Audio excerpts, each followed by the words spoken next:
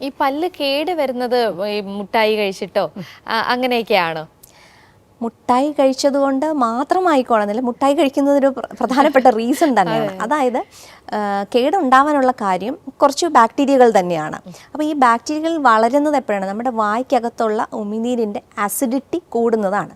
അപ്പം ഭക്ഷണം, അതിപ്പം പ്രധാനമായും മധുരപദാർത്ഥങ്ങൾ കഴിച്ചു കഴിഞ്ഞ് നമ്മൾ വാ കഴുകാതെ ഇരിക്കുമ്പോൾ, അതായത് പഞ്ചസാരയുടെ കണമുള്ള എന്ത് തരം ഭക്ഷണമായാലും, ഇപ്പോൾ പാലൊക്കെ ആയിരുന്നാലും രാത്രി കുടിച്ചിട്ട് കുഞ്ഞുങ്ങൾ കിടക്കുമ്പോൾ നമ്മൾ വാ കഴുകി കൊടുക്കാതെ, അല്ലെങ്കിൽ അത് കഴിഞ്ഞ് കുറച്ച് വെള്ളം കുടിപ്പിക്കുകയെങ്കിലും ചെയ്യാതിരുന്നു കഴിഞ്ഞാൽ ഇത് വായ്ക്കകത്ത് കുറേ നേരം ഈ മധുരം കെട്ടി നിൽക്കുമ്പോൾ നമ്മുടെ ഉമിനീരിൻ്റെ ആസിഡിറ്റി മാറുന്നു.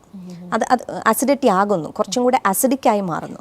അപ്പോൾ ആസിഡിക്കായി മാറുമ്പോഴത്തേനും ഇത് കുറച്ചധികം ബാക്ടീരിയകൾ ഗ്രോ ചെയ്യാനുള്ള ഒരു എൻവയോൺമെൻറ്റ്, ഒരു സാഹചര്യം സൃഷ്ടിക്കുകയും തന്മൂലം ഇനാമൽ പതുക്കെ പതുക്കെ ഡീക്കി ആയി തുടങ്ങുകയും ചെയ്യും. അപ്പോൾ ഇത് സ്ഥിരമായിട്ട് ഇങ്ങനെ വന്നുകൊണ്ടേ ഇരിക്കുമ്പോൾ, നമ്മൾ പ്രത്യേകിച്ച് ചവച്ചരച്ചൊക്കെ കഴിച്ചു കഴിഞ്ഞിട്ട് നമ്മൾ വാ കഴുകാതെയൊക്കെ ഇരിക്കുമ്പോൾ അണപ്പല്ലെല്ലാം ഇത് ഇങ്ങനെ തങ്ങി നിൽക്കും, ഈ ഭക്ഷണ പദാർത്ഥങ്ങൾ.